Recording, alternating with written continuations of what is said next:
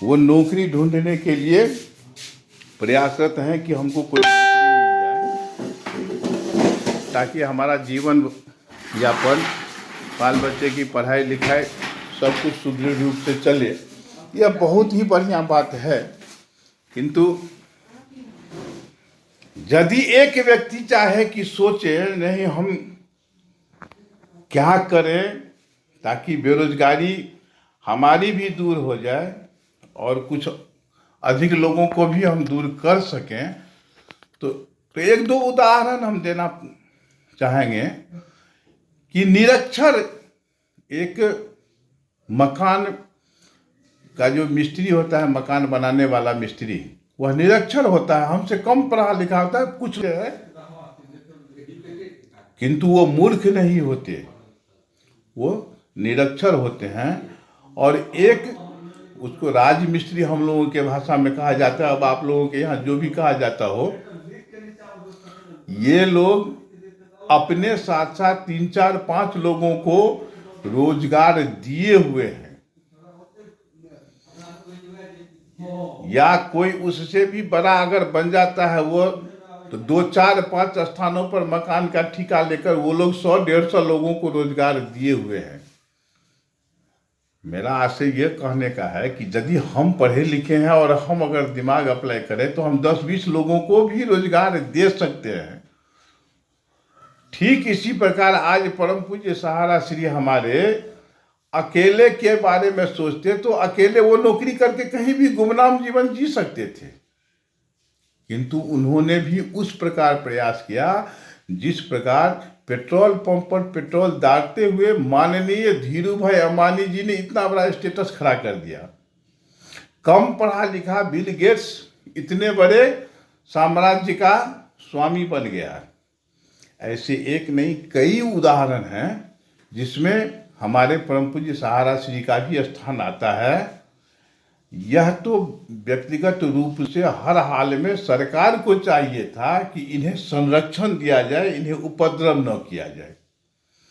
आज अगर कोई भी व्यक्ति कमाने के लिए जाते हैं तो क्या इनकम टैक्स का सब सर्कुलर पढ़ के कमाने के लिए जाते हैं? क्या इनकम टैक्स के नियमों का जैसे वो पंडित होते हैं क्या? ऐसा नहीं होता है। वो कमाने के लिए जाते हैं और तब उनको अगर इनकम टैक्स पे करना पड़ता है।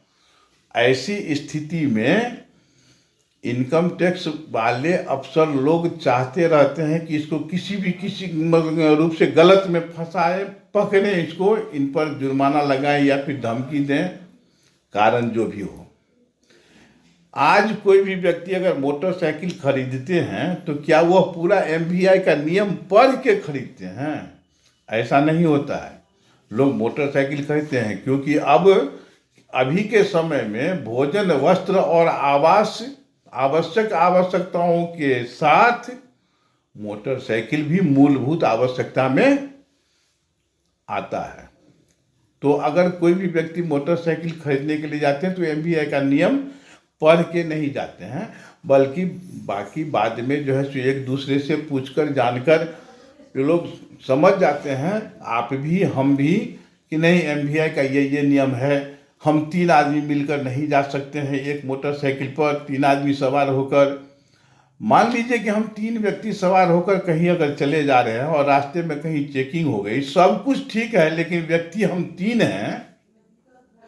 ऐसे 3 व्यक्तियों के लिए रूल है कि भैया आप या तो फाइन दीजिए, ईमानदार चेकिंग करने वाले चेकर होंगे तो वो फाइन लगा के छोड़ देंगे, या फिर अगर उसमें और 1-2 खामियां ढूंढेंगे कि ये नहीं है, वो नहीं है, वो नहीं है। मोटरसाइकिल चालकों को के लाख कहने के पश्चात भी भाई हमको पता नहीं था, ये नियम था, ये नियम था, क्यों नहीं पता था? अगर वहीं पर कोई भ्रष्ट अफसर रहे तो वो 10 20 50 रुपया, 100 रुपया, 200 रुपया में भी काम चल जाता है। ऐसा देखा गया है। मैं किन्हीं पर ब्लेम नहीं कर रहा हूँ, लेकिन ऐसा देखा गया है, सुना गया है कि चेकिंग के दरमियान अगर किन्हीं का खुशामद कर लीजिए तो प्रेम से छोड़ देंगे, या फिर कुछ ऐसे भी होते हैं जहाँ कुछ देना पड़ता है। सभी लोग भुक्तभोगी हैं। मेरे एक प्रश्न का उत्तर आज तक किसी ने नहीं दिया। हमने सैकड़ों से यह प्रश्न पूछा है कि 3 आदमी का एक मोटरसाइकिल पर जाना अपराध, कानूनन अपराध है। अगर बीच में एक ऐसा पेशेंट हो जिसको इमीडिएट हॉस्पिटल ले जाना है, जो अपने से नहीं बैठ सकते हैं, उसके लिए क्या है? एमवीआई के पास क्या नियम है? किन्हीं के पास इसका उत्तर आज तक नहीं मिला। हाँ, एक उत्तर ये मिला कि ये उनके मर्जी पर निर्भर करता है कि वो छोड़ दें। हमने कहा कि वो अगर स्ट्रिक्ट आदमी है, कानून को मानने वाले, वो मर्जी और भावना को नहीं मानते हैं, तो क्या होगा? तो क्या होगा? वो फाइन लगा देंगे। हमने कहा भाई ठीक है, चलो हमने फाइन भी दे दिया, अब हम वहां से 3 व्यक्ति जा सकते हैं या सिर्फ 2 ही व्यक्ति जाएंगे? कौन कौन जाएंगे? पेशेंट को छोड़ दिया जाए, ड्राइवर को छोड़ दिया जाए, या वो पकड़े हुए जो है वो हेल्पर, उनको छोड़ दिया जाए, किनको छोड़ दिया जाए? और यदि 3 व्यक्ति जाने के योग्य है, फाइन लगाने के पश्चात भी, तो फाइन की क्या आवश्यकता है? मैं किन्हीं पर भी प्रश्न चिन्ह नहीं उठा रहा हूं, लेकिन तर्क शक्ति है कि अगर फाइन लगा के छोड़ दिया गया तो 3 व्यक्ति जाने के लिए लेबल है? क्या 3 व्यक्ति जा सकते हैं? क्या यह एमवीआई का नियम है कि हाँ, ये अब 3 व्यक्ति जा सकते हैं, और अगले चेक पोस्ट पर उसकी चेकिंग होगी तो वो कह देंगे कि नहीं भैया, हम तो पिछले चेकिंग पोस्ट पर है तो इनको अलाउ करवा लिए हैं? है क्या? नहीं है। आज करोड़ों रुपये का घपला करके लोग भाग चुका है भारत से बाहर। इस बीच में भी एक पकड़ाया है जो 21,000 करोड़ का है घपला। क्या उस बैंक को बंद किया गया? नहीं बंद किया गया। और एक देशभक्त कंपनी जो सहारा इंडिया परिवार है, जिसमें 12 लाख लोग कार्यरत हैं, रोजगाररत हैं, भैया इसको 12 लाख लोग मत समझने की भूल कीजिएगा। 12 लाख परिवार आश्रित है, 12 लाख के बाल बच्चे सभी उसमें, दुख सुख, विवाह शादी, पर बच्चे की पढ़ाई लिखाई इत्यादि सब कुछ आश्रित है। सरकार इसे संरक्षण नहीं दे रही, उसे कानून में उलझाया जा रहा है, उसे समझाया जा रहा है तुमने ऐसा क्यों किया, जबकि सत्यता यह है कि सहारा इंडिया का एक भी नया पैसा बेईमानी नहीं हुआ है। 19 कंपनी में इधर से उधर, उधर से उधर हुआ। हो सकता है कि वो लीगली नहीं हुआ हो, इलीगली हुआ हो। पैसा जमाकर्ता का है, सहारा इंडिया का नहीं, एजेंट का नहीं। फिर भी इसे उलझाया जा रहा है ताकि तुम उलझो। सेबी के उस रिटायर अध्यक्ष का 3 वर्ष कार्यकाल बढ़ाया गया।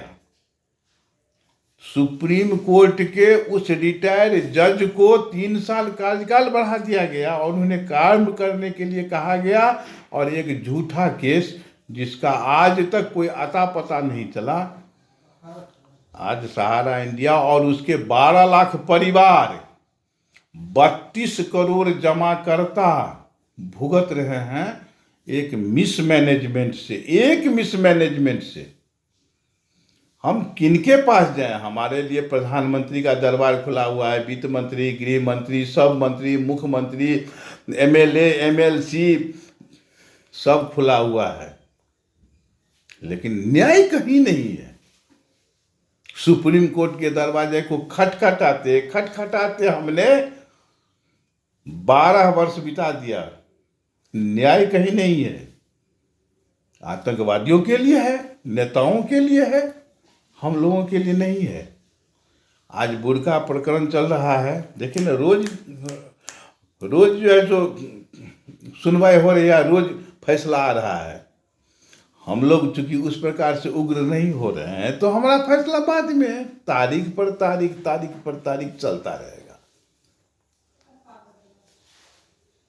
अब हम यह आपके हाथ में छोड़ते हैं कि आप सभी जमाकर्ताओं को यह वीडियो भेजकर, सम्मानित जमाकर्ताओं को यह भेजें और उनसे आग्रह करें कि वो अपना क्या कमेंट दे रहे हैं। दिल्ली के जमाकर्ता द्वारा ही सहारा इंडिया चलता आ रहा था, चलता रहेगा। कंपनी बंद नहीं हुई है। हम लोग उनसे आग्रह करें कि आप अपना पैसा निकालने के लिए पैसा डालना आरंभ कर दीजिए। और इसका रिस्पॉन्स भी हुआ है। मुझे लगभग 40 जगह से फ़ोन आया है, जिसमें कुछ लोग तो थोड़ा बहुत बढ़िया नहीं, फिर भी कुछ लोगों ने बहुत अच्छा उत्साह से कहा है कि खाता खुलना आरंभ हो चुका है। जिस 20, 22, 25 दुकान का एक चौक हुआ करता था, वहाँ अगर 12-15 खाते खुलते थे, 10 खाते ही पहले चलते थे, अब वहाँ से 2-3 आना आरंभ हो चुका है। देखा देखी अब लोग भी सोचते हैं कि चलो पैसा देने से ही निकलेगा तो क्यों नहीं दिया जाए। सहारा इंडिया कोनो भागने वाला थोड़ी है, बंद होने वाला थोड़ी है, तो वह चलना आरंभ हो चुका है। घने मार्केटों में, बड़े बड़े शहरों में मुंडे मुंडे मतिर्भिन्ना कुंडे कुंडे लवंग पय जातो जातो नवाचारा नवा वाणी मुखे मुखे। जितने मुंड हैं उतने मत हैं, जितने कुंड हैं उतने जब प्रकार के जल होते हैं। कुंड का अर्थ हुआ कि जलाशय, कोई छोटा डबरा है, कोई नदी है, कोई पोखरा है, कोई नाला है, कोनो बहुत बड़ा सागर है। तो कुंडे कुंडे नवंगपय, नवीन नवीन, दोनों सभी के जल में समानता नहीं दिखेगी। कोई गंदा होगा, कोई अधिक गंदा होगा, कोई स्वच्छ होगा, कोई अधिक स्वच्छ होगा, सभी प्रकार के। तो मुंडे मुंडे मतिर्भिन्ना कुंडे कुंडे, यानी प्रत्येक कुंड में अलग अलग जल होता है। नवंगपय यानी जल में अंतर, नव नव जल, यानी इससे नवीन वो, उससे नवीन वो। कहने का अर्थ है कि दोनों में समानांतर नहीं होगा, हो नहीं सकता। जातो जातो नवाचारा, चाहे कोई भी जात के लोग हों, किसी भी धर्म के लोग हों, प्रत्येक जातियों में अलग अलग आचार पद्धति ये सब इत्यादि बदलता रहता है। नवा वाणी मुखे मुखे, जितने भी प्रकार के मुख हैं उतने प्रकार के स्वर हैं। एक तो आप कहीं बाहर से आए हुए हैं, घर में रहें, और बाहर से अगर कोई भी व्यक्ति आपको स्वर देता है, आवाज़ देता है कि फलाने जी हैं, आप अगर उनको जानते हैं तो वो आप पहले से जान जाएंगे कि नहीं, अमुक जी हमको आवाज़ दे रहे हैं। तो एक तो स्वर, और दूसरा उनके बोलने का स्टाइल। तो नवा वाणी मुखे मुखे, इतना है कि हम लोग जहाँ भी हैं अपने स्तर से प्रयास करें। एक गलती हम सब मिलकर, हमारे संस्थापक, हमारे व्यवस्थापक, हमारे कार्यकर्ता और सबसे अधिक सम्मानित हमारे जमाकर्ता लोग प्रभावित हैं। और इस प्रभाव के समय में यदि हम एक दूसरे का सहयोग न करें तो एक के भरोसे बैठ जाने से काम नहीं चलेगा। अगर कोई आंधी तूफान, कहीं बाढ़ या कुछ भूकंप वगैरह वगैरह आता है, तो उस समय में लोग जाति धर्म सब कुछ भूलकर एक दूसरे का सहयोग करने पर, एक दूसरे को दिलासा ढाढ़स बंधाने के लिए सभी एकत्रित होते हैं। सभी एक दूसरे का दुख सुख समझते हैं। उस समय में नहीं कहता है कि हम हिंदू हैं, तुम मुसलमान हो, तुम हट के रहो, हम हट कर रहते हैं। आज वही परिस्थिति है। आज जो भूकंप रूपी जो है इस संस्था में पैसा का अभाव हुआ है, इसको आप ही ठीक कर सकते हैं, और इसका सुनामी आप ही के द्वारा हो सकता है। कृपया एक एक खाता अवश्य चालू करवावें, चालू करें, एक दूसरे को कन्विंस करें, तो ही हम लोग आगे बढ़ सकते हैं, तो ही हमारा भुगतान हो सकता है। और आप ही पर 12 लाख लोग नहीं, फिर कहते हैं कि 12 लाख यहाँ लोग नहीं हैं, 12 लाख परिवार हैं, 32 करोड़ जमाकर्ता हैं। सबों का कल्याण एक डेली वाले खाते से ही संभव है। विशेष रूप से सहारा प्रणाम, नमस्कार, जय श्री राम या अल्लाह अकबर, जो भी कह लीजिए, हमको इससे कोई अंतर नहीं पड़ता है। लेकिन जय हिंद, जय भारत, जय सहारा।